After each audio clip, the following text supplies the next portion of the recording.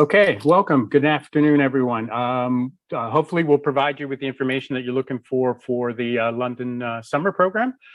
Just want to introduce Dr. Dana Marlowe, who will be teaching a group course and will be with us throughout the New York and the London parts of the program, and Associate Dean Linda White-Ryan from Student Support Services, who will be here to answer any questions, and her team from Student Services as well. So just have a few slides. Just think of me as your tour guide for a little bit here, but I'll make sure to provide the information that you need along the way.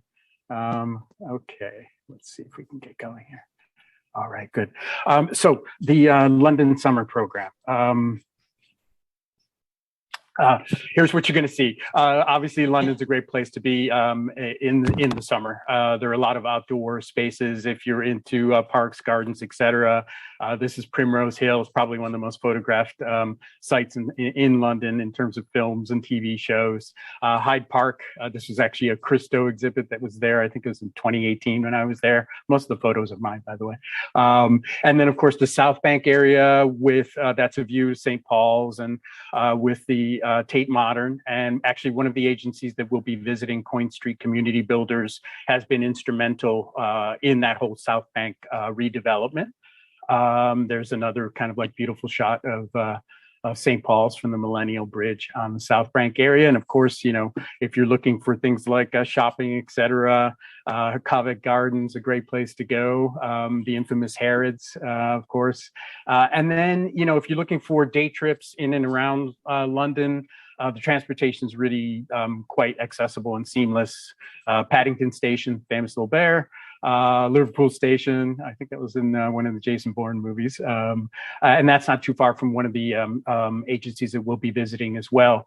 London, obviously, in terms of social welfare, is really one of the most crucial influences in US social welfare, the Anglo kind of American connection there.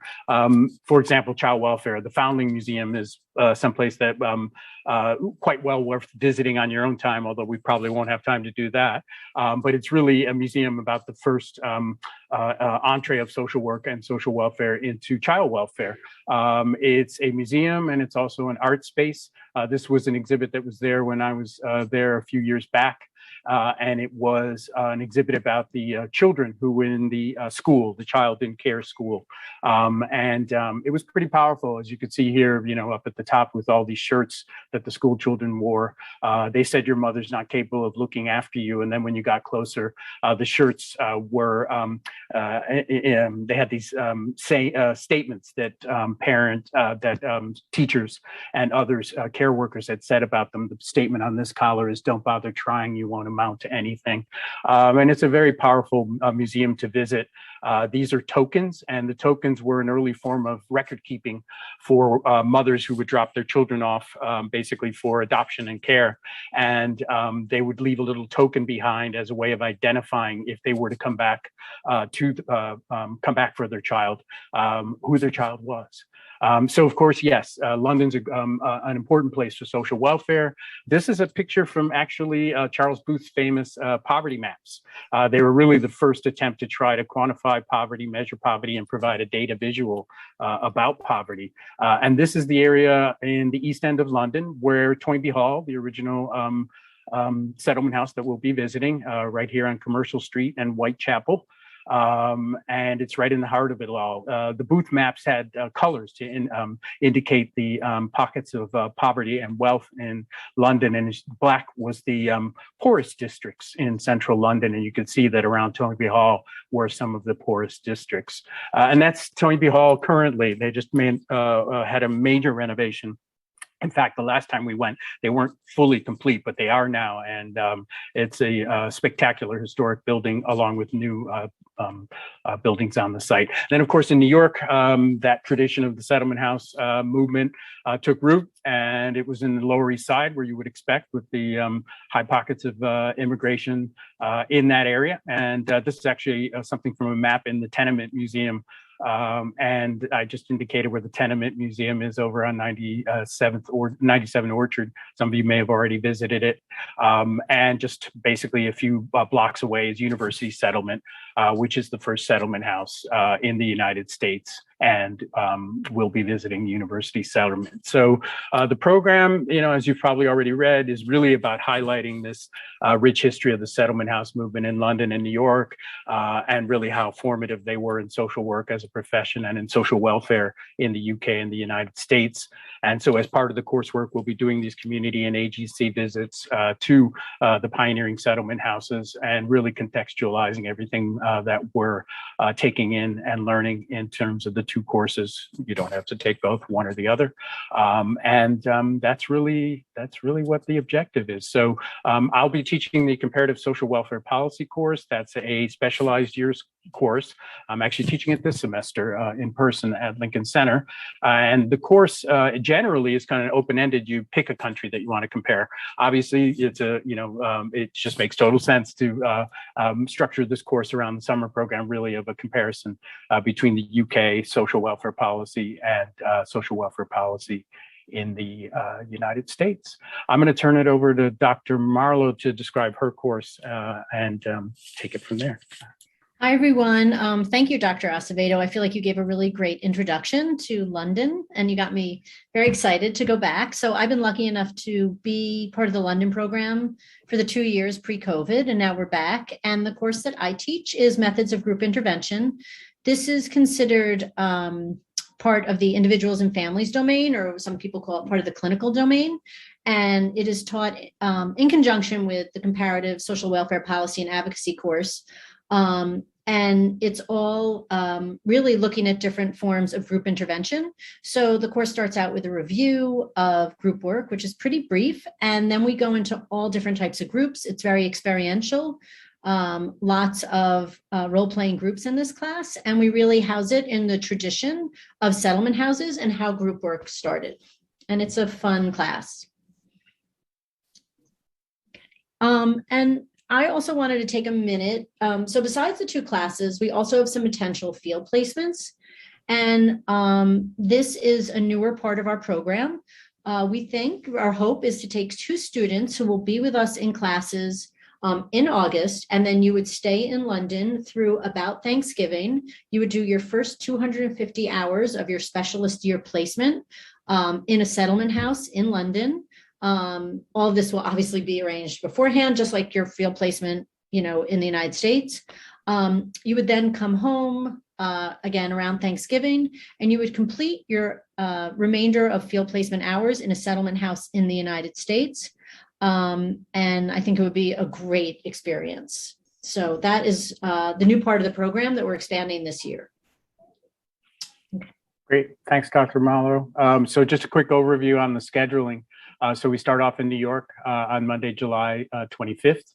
And it's basically both classes, whether you're taking one or the other, we meet together as a group, do an introduction to the program, settlement houses, give an overview, usually have some guest speakers, et cetera. And then the following day, we go to the Lower East Side and we visit University Settlement. We've visited Henry Street Settlement, which is yet another pioneering settlement house in the Lower East Side, and basically get a little walking tour sense of the Lower East Side. And then on Wednesday, the 27th is really class session number 1. So I'll be teaching the early morning class that day. And when we get to London, my class will be the morning class. And then Dr. Marlowe's class will be in the afternoon. So if, for example, you're taking just my class, you then got, unless we're doing a visit that afternoon, you've got a free afternoon. If you're doing both classes and we have a visit, we basically either, we basically reduce the time for that class session and leave enough time. But rest assured that by most every day, we're going to be done at around 4 o'clock, give or take. When we get to London, it's best to arrive. We're going to start bright and early on the 8th, Monday the 8th. So probably the last, date that you would arrive would be Sunday, August 7th. On August 8th, we start with an orientation breakfast at the Fordham London Center. And the dates again are August 8th through Friday, August 19th, and classes and activities are only Mondays through Fridays. You've got your weekend time on your own. So you may have already seen the tour of Fordham London Center. I have a link up at the top that you can go to, and it'll take you to the webpage that the university has on Fordham London Center. And then there's a quick YouTube tour of Fordham London Center. But rest assured, it's actually, it's quite nice in terms of being a very newly outfitted and renovated building. The computer space, the classroom space, the student lounge, et cetera, et cetera. And just to give you a sense of where we're going to be, if you haven't been to London before, or if you have, it's going to be in the Clerkenwell area, which is pretty much right smack in the heart of central London. You can see the Thames just below. I mean, you could actually, it's a pretty easy walk even from there, just down to the Thames area. As you get closer, a little blow up of the Clerkenwell area. And then this is the actual full blow up of London Center here in that red circle along Clerkenwell Avenue. Just to give you a sense in terms of the subway line, tube line, it's very convenient. You've got the whole central London district line, the Circle line, et cetera, and the main station by the Fordham London Center is Farringdon Station. But again, as I said earlier, really accessing anything you want to access is quite easy with the subway system. So I know money's obviously a crucial factor for all of this. I tried to do the best I could. It's approximated. Obviously, tuition's the same as any other course. There's an administration fee of $100, and that's really to cover the extra expenses that go with the program, the summer program. Then I did the best I could in just approximating what the cost would be for around that time in July, August. So I took a look at some airfares. Again, ballpark of 800. Obviously, if you're a smart shopper and the earlier you shop, et cetera, if you don't need to go in terms of a direct flight, there's ways of probably reducing that. And then I went to the U.S. Department of State and got their maximum per diem rates for lodging and for daily meals and incidentals. So you could see that it's 316 for lodging and 103 for the daily meals and incidentals. If you're an online student and you're going to need to be in New York for those 3 days out of town, I went to the US GSA site and got the approximate per diem rate for lodging, which is 220, and for daily meals and incidentals, which is 79. And so I guess, the thing to mention there is that you're responsible for making your own travel arrangements and accommodations. In the past, students have I think almost all of them have stayed in an Airbnb, which again, allows you to have a little bit of control over what the cost might be. So that's all I have. Dean White-Ryan, do you want to say a word about consulting with your team? Sure, certainly. Thank you, Dr. Acevedo. So as you can see, listening to Dr. Acevedo and Dr. Marlowe, this is an amazing opportunity. And looking at the pictures, I wish I could go too. But it's an amazing learning opportunity. There are some questions that all of you will have, and student services for on-campus, the on-campus students, of course, myself, Johnny Torres, Laura Sutter, you can just wave, Caitlin Toro, and Melissa Lipiello. We are here to answer your questions, help you with registration, point you in the right directions to get any information you need. Dr. Acevedo and Dr. Marlowe, of course, can answer any of the other questions about London, what to do, and all that. But we're happy to help you, looking at your plans of study and how it matches up. Now, I'm assuming, and you probably said this, but it is for advanced students in their specialist. These are specialist students, right, Dr. Acevedo and Dr. Marlowe? Thank you for specifying that. Yes. So if you're a generalist student, hold on to that thought, and you'll go the following year.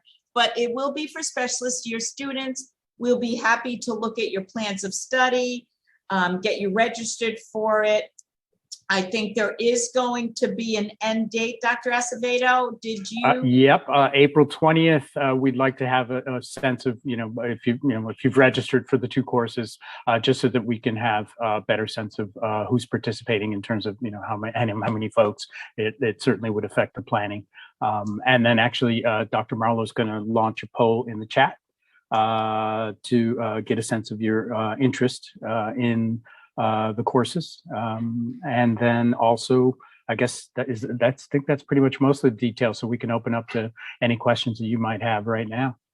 And the other thing I just want to jump in and say, I think there's going to be a form attached. Is that correct? Yes. To the website? Yeah. Yeah, that's going to be uploaded for you to fill out to register. So it's not only registering for the classes, it's kind of registering for the program. Exactly. So I know Connor White, who does our website, he's in the process of updating the website. And when he does that, we'll also have a form uploaded for you to fill out and submit. And that may take a day, but just so everybody's aware of that. Okay. So questions. I'm sure there are many. I know a number one question. Oh, yeah, Laura. I just wanted to mention to those students that are finishing up their generalist year, they are in that category of specialist students. That's right. Thank you, Laura. So keep that in mind. If you're generalist now, by the summer, you'll be specialist if you're finishing field. And so you are included in that, the students who can. I see that Eve has a question. Hi, I was just going to ask if there are any scholarships available that we can either apply to. I know that the merit scholarships don't carry on through the summer, but I wasn't sure about any that are available for study abroad. There haven't been in the past. I do not think there's any plans for the summer program. However, for the field placement opportunity, I believe the dean is exploring opportunities for targeted scholarships to be able to fund, because obviously the cost of staying in London for that period of the field placement is large. So supplementing that. But in terms of the summer program, there is no scholarship money internally. Yeah, that great question, Eve, and that is my understanding as well. Right, and I think, but Dean White Ryan, I don't know if you want to add, if you take the two courses, you can get financial aid. Oh, right? absolutely, that's great. Yep. If you take two courses, that qualifies you for the 6 credits that you need to get financial aid for the summer. If you only take one, that's 3 credits, and you will need to pay for that on your own. So I know a lot of students in the past have taken both courses because that at least takes care of the tuition. As far as the field placement, which is very exciting, I think, opportunity, I think that's going to be limited, the number of students that will be accepted for that program. Is that right? Yeah, since we're piloting it, we're really looking at, 2 students, I think, is what the dean has mentioned. Okay. Yeah. And I do want to, as long as we're talking about finances, in terms of the housing, and I think something I want to add is typically we have students who come together and find housing together to really save money. And they are successful, because I always hear about what they're spending, and they do an Airbnb together, 3 or 4 of them or 2 of them, and it really seems to cut down on the cost. So I do want to add that. Yeah, and that has been my experience. By the way, in student services, listening to students that have gone to London have really shared with us, and it's been a few years now due to COVID, but I have to say they talk about it as a transformative experience, about it was valuable in so many different ways, certainly the courses, but just the experience of being in London and being able to compare and contrast the system, the settlement house system in the United States with what's happening in London, and the rich nature of the history that's involved has been really helpful. I think you have another question. Oh, Alexis. Hello. Yes, I was curious. I'll be starting my field placement in May. And so I was curious how that works for students who are beginning their field placement. Is that something you have to work out individually with your field placement director, or how does that work? Do you want me to respond to that, Linda, or would you like to? Yeah, why don't you, and then I'll jump on after you do. Okay. So we actually met with the director of field. And so the decision is that is something you have to work out with your individual placement. So Dr. Acevedo and I don't get involved in it. It's not like you're excused from field, but what we have had a few students each year who make an arrangement with their supervisor of field placement that they will be out, for however many hours, let's say it's 30 hours of placement, and that you will be making that up. Typically, students will make up some of it beforehand or after, it really varies, but you just have to work that out with your placement. Thank you.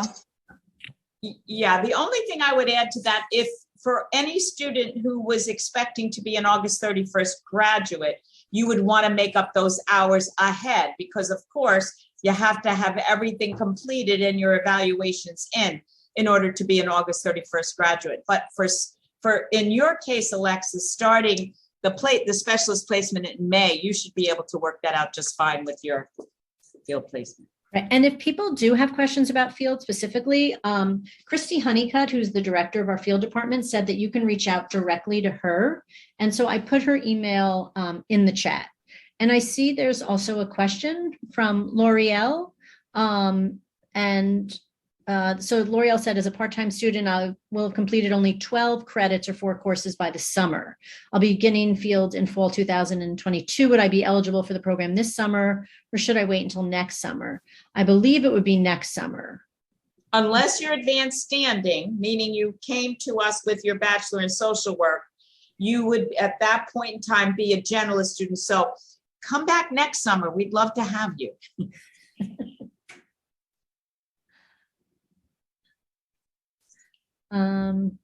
Okay, other questions? No, any questions about the particular courses? Oh, Eve has another yes. question. Hi, sorry. I was just going to ask, do you guys have a cap on the program of how many students can be on it? I know there's a cap for field placement, but I wasn't sure about the actual program itself. None that I know of. Obviously, if it just became an unmanageable number, because we we conduct these community and agency visits, so it has to be within that manageable number. But the class counts are the same as they are for any other class count, I guess. So I'm thinking that's probably. Again, I'm just approximating this, and it would be the dean's final decision on that. But I'm thinking probably that's a maximal point where Dean, Ryan, what's the? I would think absolutely that if it grew and everyone wanted to go and qualified to go, I guess you'd have to get some extra teachers to go with you to teach, but. We would love to get, if we could have 20 or 25 students in a class, if you guys are okay with that, are you?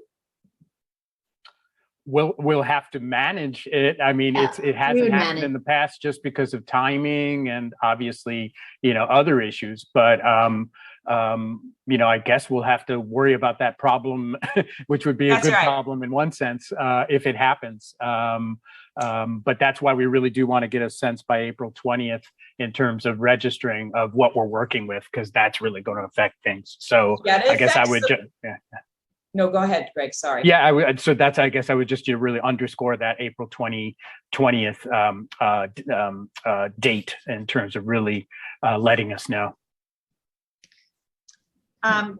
Good question. You want to get that one, Dana, from Yeah, Alexis? sure. It says, how will we know who is all registered to go in order to coordinate housing early enough with peers?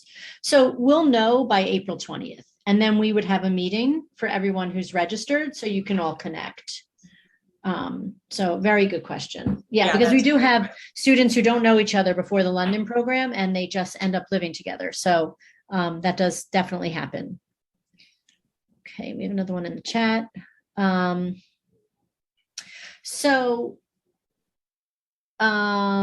Olivia asks, hi, my last semester will be in August. I am an online student and I'm finishing up my 6,000 level elective courses. Oh, 6,000. Okay. What would it look like as far as registering session wise?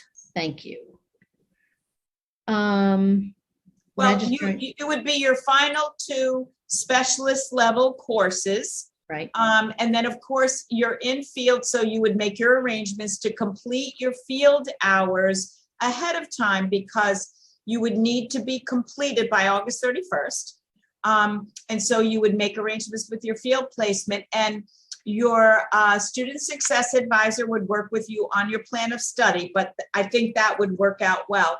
remember that you need to meet one course from each of the 4 domains. So you've probably already met some of those, and you could use these 2, as either your final selective courses, and each of them do meet a domain. So I think you should be absolutely fine. Right. And based on the next question from Fabiola, are we allowed to take summer courses in May, July, along with these 2 classes that we'll be taking in London? Fabiola, are you face-to-face or are you an online student? She's face-to-face, right, Fabiola? Yeah, so I think for Fabiola, then it's only the 2, you only can take 2 courses each summer. So those would be the courses that you would take. I'm correct, And right? those would be the only courses that you could get funding, because it would be the 6 credits. So because it's summer, we do limit that. Yeah, that's right. Thank you. And I know Fabiola. Okay. Let me just say, was that a thank you or another question? Okay. No, just a thank you. Elizabeth. Hi, I have a quick question, and this might not make sense, and it might be a dumb question as well, but No, never.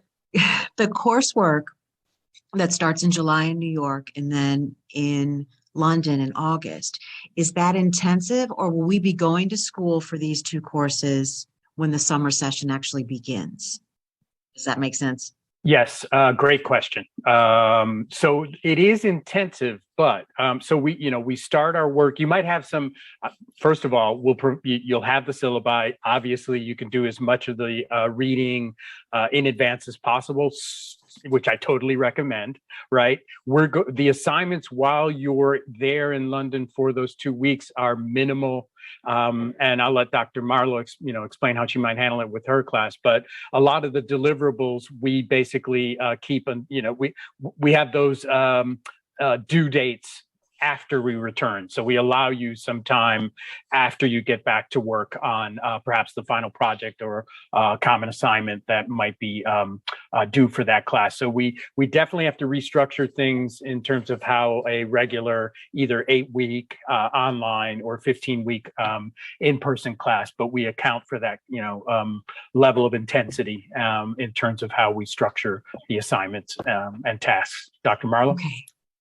Yeah, I think Thank you. I would say the experience you have in New York City is really very experiential in terms of the walking tour and the agency visits. I mean, there's reading, but just like any other course, I think you have enough time. You'll have the syllabus early, and I would say that none of these are, I want to say, reading excessive, if you will. Like, it's just like any other course, and I would say everything's really meaningful. But it would not be, I think, a tedious kind of like intensive workload during those New York City days at all. Oh, sure. And so we will meet regularly before we leave where we live. I'm online. Right, No, so- we'll only have those 3 dates in New York is kind of where everything launches. Okay. Okay. Yeah. And so, you have some time, but again, I'm suggesting you'll have the syllabus in Right. advance. You could probably do some groundwork. Depends on people's schedules, obviously, and what they have on their Okay. plate. But you can get a head start. But then, things start on the ground on that date in July in New York. Then we, obviously have that period for you to do your travel time to get to London. And then we have the 2 weeks on the ground in London. But some of the deliverable dates will be after you return. Thank you so much. So Dr. Marlowe and Dr. Acevedo, so for the online students that are here that are interested, so they would actually be coming physically to New York to do those 3 dates. Okay. Yes. That's correct. That's why I put that cost factor, because I Yeah, wasn't sure yeah, if that was- people would need to be in New York for those 3 days. I guess the only silver lining there is New York is actually a more affordable city than London is. Right. And I do want to add that, obviously this is much different, and we've had online students previously. So you're not going to be using 2-4 at all, right? Like, everything is going to be like a regular face-to-face class in that way. I think if anything, we would post some readings in Blackboard or Aries, but again, you would not be using the 2-4 site at all for this. Okay. I see Alexis, you have your hand up. Yeah, thank you. What I'm understanding is what I would normally do in one term, so session 1 and session 2 over 16 weeks. there'd be an opportunity to do both sessions at the same time. Is that what I'm understanding? Yes. Right. It would Okay. cover your session 1 and your session 2 for Well, that Okay, summer Well, no, so semester. session 1, so you're an online student, right, Alexis? correct. Yeah, so session 1, what I consider like the summer semester, you would take your 2 courses like you normally would. Only in if she's session- full-time though, Dana. Oh, right, only if you're full-time. But session 2, right, so if you're full-time, you take your 2 classes in session 1, and then you would take our 2 classes for the London program in session 2. Thank you. Okay, so being part-time, I would take session 1, I just wouldn't have anything, and I'd have That's 2 right. classes in session 2. You'd So I be could make that- registered for field, you'd register for these 2 courses, and that would count for session 1 and for session 2. Okay, thank you. Okay. I think there Great was one in the question. chat. Will we have access to this PowerPoint to review the information regarding the class schedules? Yes. As Dr. Marlowe mentioned, Connor White's we're gonna update the website that's there currently with the GSS London summer program. We're recording this session, and all the information that I presented today will be available as soon as possible. Other questions? So I am going to paste the Qualtrics survey into the chat. And I know many of you filled out the survey ahead of time saying that you were interested. So I guess now we're seeing, so this is a more definitive. It doesn't mean you're registered for the program, but we're just trying to get an idea if you're a little more seriously interested, let's say. So let me just cut and paste that in. Okay, and you might have to, if you can't click on it, you might have to cut and paste it into your browser, but we'd really appreciate your feedback. And again, we're not looking to track who's signing up for what, but we just do need an idea of who's interested in which classes. I will tell you the majority of our students take both classes. There's Most also a of them- question about interest in the field placements potentially, correct? Yeah. Yes, yes, there's a question about interest in the field placements too. I will say most students take both classes, finish at 4, grab dinner, see a show. They definitely, I think by ending at 4, they do have that extra time. I was always really amazed at how much the students would do between like 4:30 and midnight. It was amazing to me. Most of our students, or at least half, would take a train to Paris, the weekend between the classes.